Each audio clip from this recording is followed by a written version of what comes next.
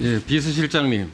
네. 이 상속세 소송하고 법인세 소송에서 그 유족들이 위정을 하고 허위 증거 자료를 제출해서 그래서 소송에서 이겼다.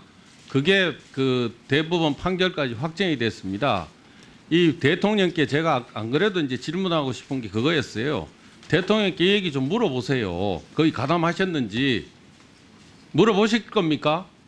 지금 무엇을 말씀하시는 겁니까? 상속세 소송에 상속세를 말씀하시는 겁니까? 법인세를 말씀하시는 법인세 소송도 상속세 소송하고 연결돼 있기 때문에 똑같은 내용이에요. 아니. 그런데 다릅니다. 같은 내용이에요. 그저 상속세 부분에 대해서는 당시 문재인 변호사가 확인하신 다음에 얘기하시라고잖아요. 그 부분에 대해서 상속세 소송에 대해서도 본인이 공동소송 대리를 했다고 얘기를 또 하셨기 때문에 네, 공동소송 대리는 그러니까 했습니다만은 가서 물어보시라고요. 그 소송에 위정을 하고 허위 서류를 낸 부분에 대해서 대통령이 한 거에 대해서 분명하게 밝혀주세요.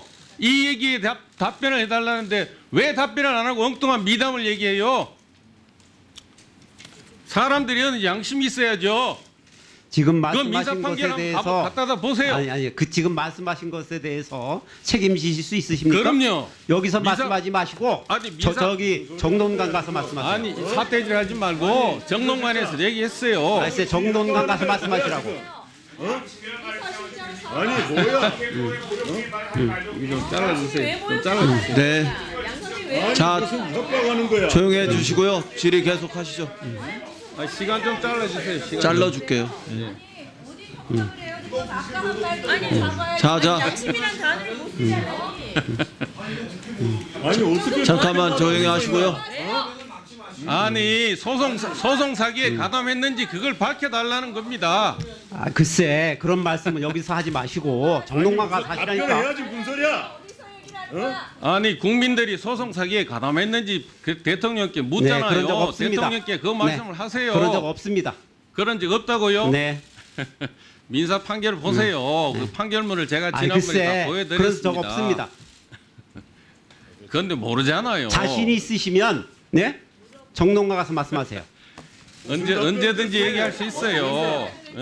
이런 의원님 질의 마치시고 의사진행 발언을 하시던가 하세요. 우리가 네. 당연히 우리 발언을 책임지는 아니 거지. 저 정양석 의원님 지금 곽상도 의원님 질의 시간이니까 질의 시간 마무리되고 하시자고요. 아니 저 답변을 어떻게? 일단 마무리하시고 자, 그다음에 인사수석 나와 보세요. 오늘 문재인 변호사 한번 더 추려 봅시다. 인사수석 나와 보세요. 인사수석 나왔죠? 예.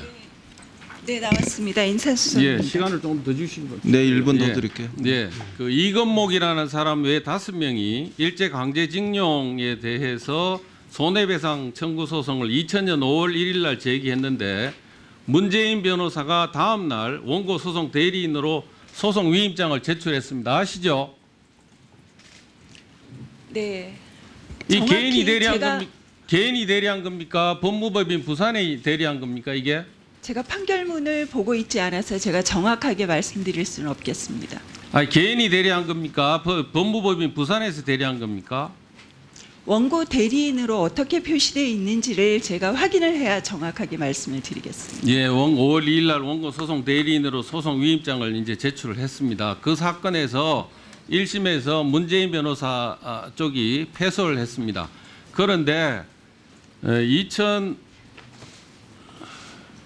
언제 사임계를 언제 내느냐 하면은 2006년 11월 15일 날 사임계를 냈다고 이제 자료에 나와 있습니다. 그런데 이때는 이미 민정수석도 되고 청와대에도 가 있고 했던 분이거든요. 그런데 사임서는 2006년 11월 15일 날 제출된 걸로 돼 있습니다. 이게 어떻게 된 거죠?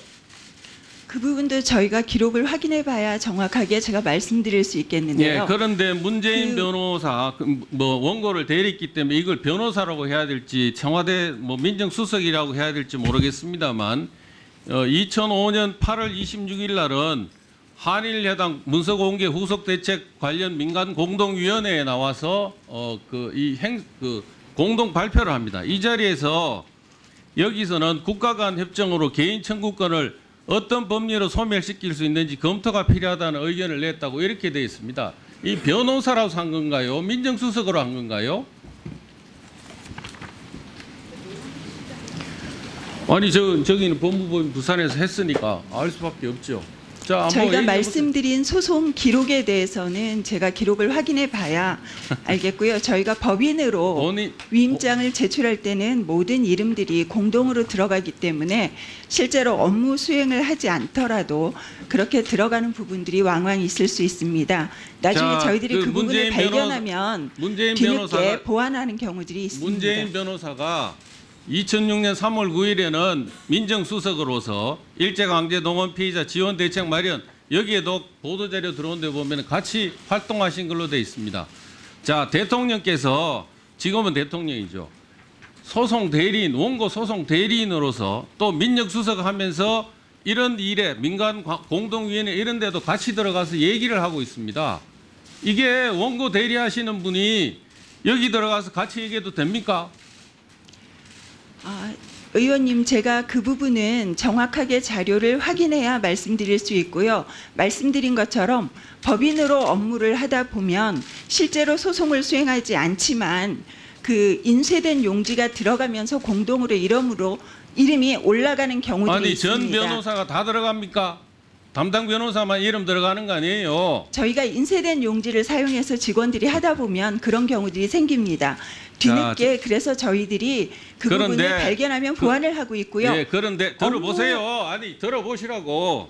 그런데 2006년 11월 15일 날 문재인 변호사는 사임서가 이제 별도로 제출된 걸로 되어 있습니다. 2006년도에. 그러니까 민간합동위원회 다 끝난 뒤에 사임서가 나온 거예요. 그래서 제가 묻는 겁니다. 대통령께서 이제 어떻게 그 징용배상 소송 원고 대리인 하시면서 또 민정수석 하시면서 이런 일을 동시에 하실 수 있냐, 한쪽을 편드는 거 아니냐는 겁니다. 동시에 하시지는 않은 것으로 알고 있습니다. 그러면 이제 의원님. 마지막으로 시간이 다 돼가니까 마지막으로 제가 또 1분 추가 드렸어요. 네. 예, 고맙습니다. 우리가 소송 수행하는 변호사로서는 판결 집행까지 이제 필요하기 때문에 강제징용 판결의 중요성이라 이런 걸 얘기할 수 있습니다.